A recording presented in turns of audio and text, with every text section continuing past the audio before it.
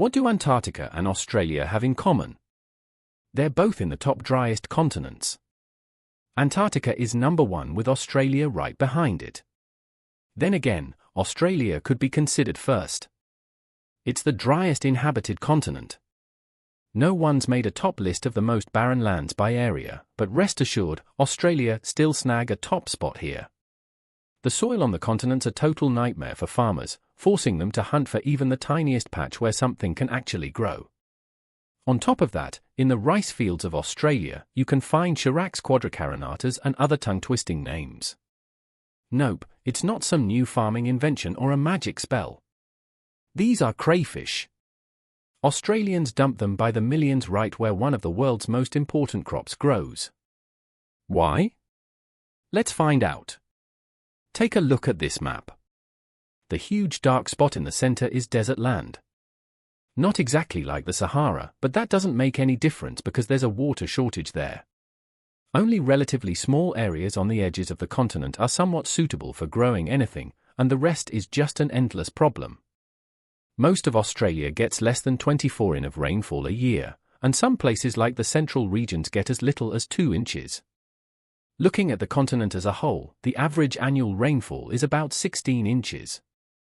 For comparison, the global average is 37 inches. Basically a real shortage.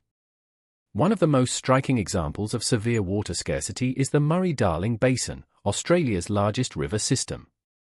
This basin has endured several devastating droughts, including the so-called Millennium Drought, which lasted from 1997 to 2009. Back in 2006, rainfall in the basin was 40 to 60% below average, the lowest level since 1900. It was recorded that only 4 in fell compared to the usual 15 inches. At the height of this drought, water flow into the basin fell to just 40% of its usual level, leading to dangerously low water levels in rivers and lakes. For example, Lake Menand, part of this system, would almost completely dry up during severe droughts, turning from vast bodies of water into dusty hollows, which is a stark illustration of the scale of the problem. Similar phenomena have been observed in other water bodies like Lake Torrens in South Australia, which though a salt lake periodically dries up. Its existence entirely dependent on rare downpours. Of course, water shortages also affect rice, which is grown directly in water. Sometimes its fields are simply wiped out due to yet another shortage of this vital liquid resource. But that's not even the worst of it. Think about it. Most of Australia today is pretty much the same as it was 40 million years ago. For many Australians, that's obviously a point of pride. But there's a problem. Millions of years of weathering and a lack of major volcanic activity, which normally enriches the soil, have left huge areas of Australian land extremely infertile. The phosphorus deficiency in Australia's soil is the biggest issue because without this energy boost, plants can't even get off the ground or they just never reach their normal healthy state. Fun fact that sheds light on the situation. In Australia, there are even plants called banks that grow special roots. They release organic acids to help extract phosphorus fuel where ordinary crops would just wither. This proves that Australian soil's been like this for millions of years. Even some plants have adapted to the conditions. Australia's soil history also has affected the availability of many other elements like zinc, potassium, sulfur, copper, and boron. They're in short supply, too. On top of that, Australia's dry and often hot climate slows down the breakdown of organic materials like fallen leaves and plant debris, which limits humus buildup. This results in poor soil structure, low water retention, and reduced nutrient availability for plants. In the end, many agricultural areas have organic carbon levels below 1 to 2%. You know how much you need for stable fertility? At least 3 to 6%. And when you combine droughts with unfertile soil, it becomes a real problem for rice farmers. For example, during one of the droughts called the Tinderbox Drought, which happened in 2017 to 2019 in southeastern Australia, irrigated rice production dropped by over 90%. In the 2018 to 2019 and 2019 to 2020 seasons, such sharp declines in output led to massive financial losses for rice farmers since crop earnings plummet. And here come Chirax quadricarinatus and other crayfish species. With their claws, they work as a universal solution, helping with all these problems at once. First off, no one's just tossing crayfish into the fields randomly. The Australians start by grabbing shovels or using special machinery because some earthwork is needed. Trenches are dug around the perimeter of the rice field. The size can vary depending on the crayfish species and other conditions. They're filled with water and young crayfish are released into them. After that, rice is planted in the field. Some time passes until it's ready for the crayfish's attention, and then the whole field is flooded, connecting the trenches and the rice paddies. That's when the fun begins. The combined rice crayfish farming model comes to life. The conditions here are just perfect for the crayfish. As it happens, despite their scary looks in nature, crayfish are hunted by other predators besides humans. The dugout trenches are great hiding spots where crayfish make their burrows to hide and lay eggs. Plus, the trenches always have water. That's also important because crayfish can't live without it. But then the question arises, how is the rice protected from the crayfish? Well, they can eat it. Rice isn't exactly on the menu for these clawed creatures, but pretty much everything else on the rice field they'll happily munch on. Algae, which thrive in rice fields, are a perfect meal for crayfish. A rice field is a perfect habitat for lots of insects, which are happy to both live and breed in such conditions. The crayfish love it, too. They'll gladly munch on those invertebrates. Anything that falls from the rice plants, as well as other organic waste, like dead insects, is also a good meal for them. A rice field is basically an all-you-can-eat buffet with tons of food. Plus, there's shelter nearby, so they sleep, breed, and then go feast on a varied menu. Perfect! But in exchange for humans providing these clawed creatures with paradise, the crayfish have to work. First things first, crayfish burrow. As we said, in those very trenches, they create plenty of spots for their daily lives.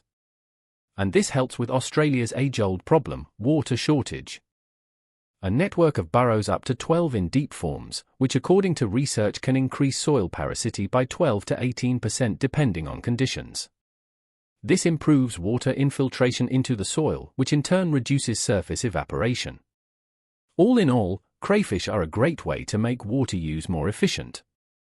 Besides, when crayfish dig burrows, they really improve soil aeration, which is crucial for rice roots and soil organisms. In the flooded oxygen-starved conditions of a rice field, better aeration is like a performance boost, helping plants absorb more nutrients than if crayfish weren't used. And like we said earlier, crayfish munch on all kinds of organic stuff. That's good not just for them, but also for the plants because after a hearty meal, crayfish produce waste. Remember how bad the problems with phosphorus and many other elements are in Australian soil? Well, crayfish waste is exactly that. Phosphorus, nitrogen, and much more, which plants really need. Plus, the phosphorus from crayfish comes in a form that's way easier for rice to absorb. There are even studies confirming that they're actually needed in rice fields. For example, in the rice plus crayfish model, the total nitrogen content in the soil increased by 8.5 to 28.4% and phosphorus by 8.2 to 30.5% in the top 4 which noticeably nourishes young shoots and ensures good rice growth. And yeah, crayfish and rice fields aren't just a quick way to boost soil nutrients.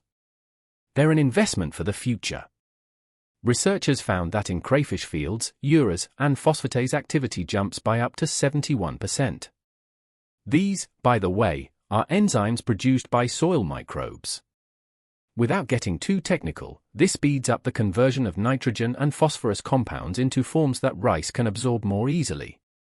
This microbial boost strengthens the root system and increases the above-ground biomass of rice by 10 to 15% in the very first season. By the way, this is how the crayfish also help with another serious problem we haven't mentioned yet. Australia uses a ton of chemical fertilizers to make its soil fertile. Excess synthetic or mineral fertilizers are bad for the soil and the water they end up in when used in huge amounts. Plus, these fertilizers are pretty expensive. And here we have crayfish creating natural fertilizers right in the fields with zero cost to humans. No harm done, plus money saved. Unfortunately, crayfish are only useful for rice fields so far, but it's still a pretty good help. Also, crayfish don't just do all the things we've already talked about. They also eat rice's biggest enemies, weeds and pests. This is, let's say, a natural form of biocontrol that can seriously cut down on herbicide and pesticide use. By the way, they can also harm the health of the soil, plants, and eventually other creatures, including humans. So, crayfish actually have a positive impact on the health of everything connected to rice fields. And don't forget about saving money, because you'll either avoid spending on all those chemicals altogether or pay way less. Now, it's time to talk about profits. Imagine there are two fields. The first one grows only rice. The second one has rice, but also crawfish crawling around and snapping their claws. Then a drought hits and the rice harvest drops. Or say crop prices fall lower than originally planned. The first field where only rice is grown is a total disaster. The farmer is deep in the red. On the second field, the farmer loses income from rice, but between the rice plants, there are crayfish that have already multiplied like crazy, and each one can be sold. Let's look at another scenario. Nothing happens to cause issues with the rice, yet the rice crayfish field still comes out on top. Take China's Hubei province as an example, where they're big on this kind of combined farming. A 2-acre field growing just rice brings in around $3,000 in net profit. A 2-acre field with both rice and crayfish pulls in over $8,000. That means the crayfish nearly triple the profits. So no matter how you look at it, crayfish are also an economic win. You don't need to feed them anything. No fertilizers required. Water may be scarce in Australia, but filling up trenches shouldn't be a big deal. Long story short, crayfish are like the clawed Swiss Army knife and a serious income earner. Unfortunately, there's not much detailed data on the economics of the rice crayfish model in Australia, but there's some info showing that common yarbies like these are pretty popular. They say 2 pounds of live yarbies can go for 20 to 30 Australian dollars wholesale. And with the demand for yarbies always strong, breeding them together with rice is a promising direction. Chances are yarbies will slowly take over Australia's rice fields, solving several of the country's pressing problems at once. But it doesn't stop at crayfish. Australia has yet another universal solution created by nature. This time it's not for rice fields, but for vineyards. The Africa's Hill Winery in Western Australia's Great Southern region decided to bring in birds for a specific job: snail control. These little pests constantly attack vineyards, especially in spring when buds start blooming. Snails damage young shoots and can even ruin entire grape clusters if they're not stopped in time. Usually, chemical baits are used. But Africa took a different route. They decided to try out a winged workforce. The winery manager bought some Indian runner ducks and Muscovy ducks, then released them into a test area. The result was amazing. Where the ducks were, the snails just disappeared. One of the people involved in this interesting animal release explained in more detail: within a 100t radius of where the ducks lived, there wasn't a single snail left.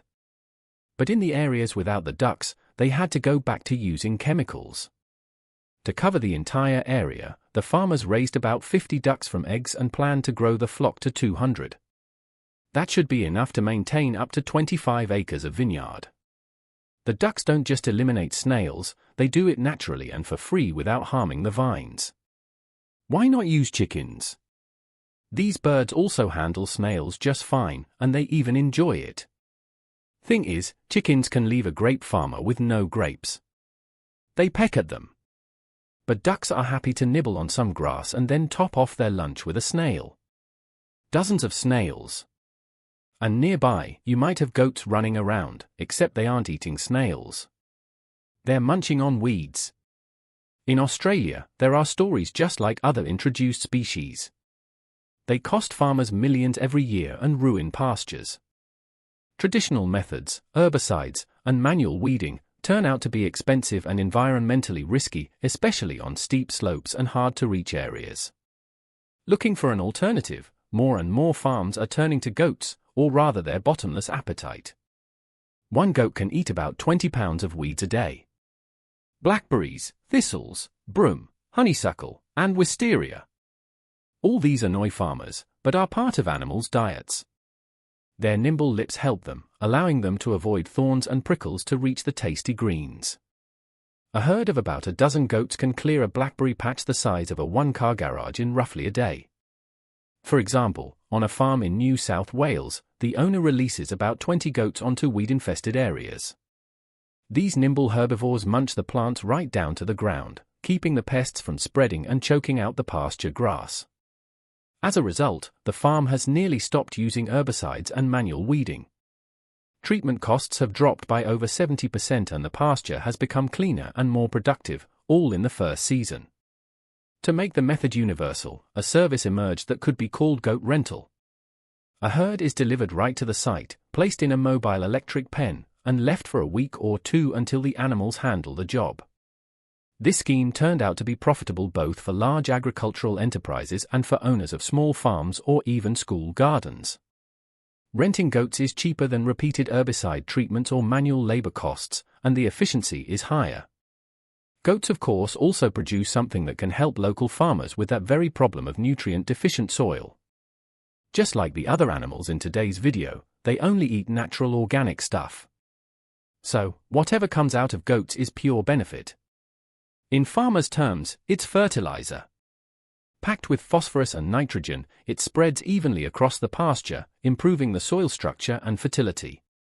This might make you wonder, why not go with similar animals, say cows?